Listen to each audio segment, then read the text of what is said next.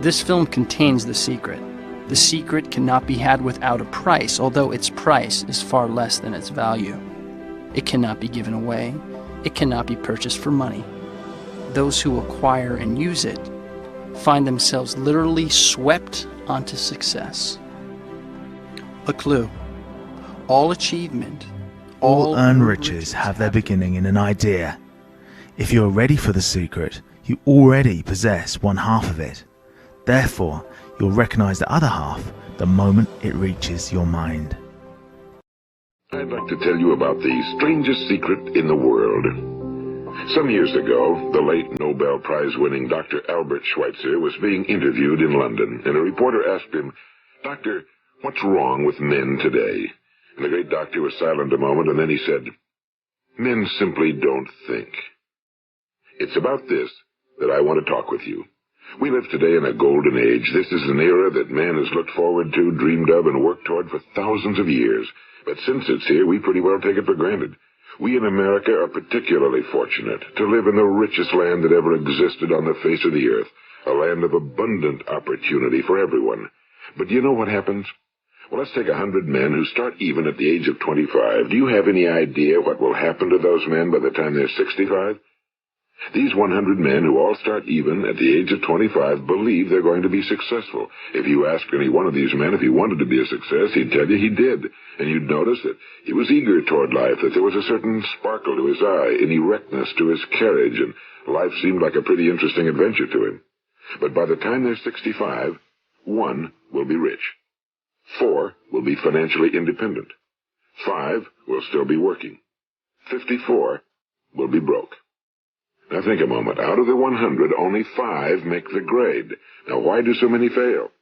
What has happened to the sparkle that was there when they were 25? What's become of the dreams, the hopes, the plans? And why is there such a large disparity between what these men intended to do and what they actually accomplished? When we say about 5% achieve success, we have to define success. And here's the best definition I've ever been able to find. Success is the progressive realization of a worthy ideal. If a man is working toward a predetermined goal and knows where he's going, that man is a success.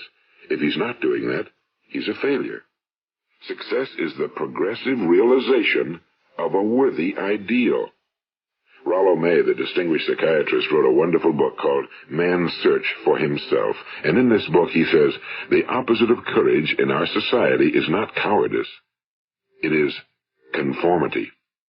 And there you have the trouble today. It's conformity, people acting like everyone else without knowing why, without knowing where they're going. Take the salesman, for example.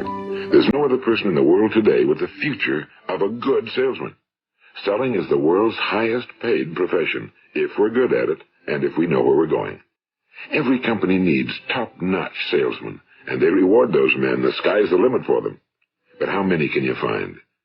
Someone once said the human race is fixed, not to prevent the strong from winning, but to prevent the weak from losing. The American economy today can be likened to a convoy in time of war. The entire economy is slowed down to protect its weakest link, just as the convoy had to go at the speed that would permit its slowest vessel to remain in formation. That's why it's so easy to make a living today. It takes no particular brains or talent to make a living and support a family today. So we have a plateau of so-called security, if that's what a person is looking for. But we do have to decide how high above this plateau we want to aim. Now let's get back to the strangest secret in the world, the story that I wanted to tell you today. Why do men with goals succeed in life and men without them fail? Well, let me tell you something which, if you really understand it, will alter your life immediately. If you understand completely what I'm going to tell you from this moment on, your life will never be the same again.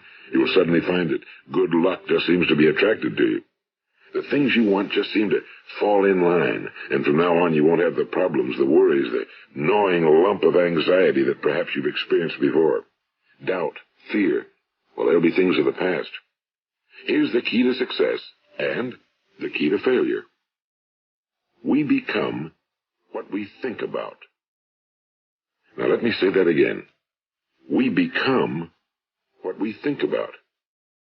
Throughout all history, the great wise men and teachers, philosophers and prophets have disagreed with one another on many different things. It's only on this one point that they are in complete and unanimous agreement.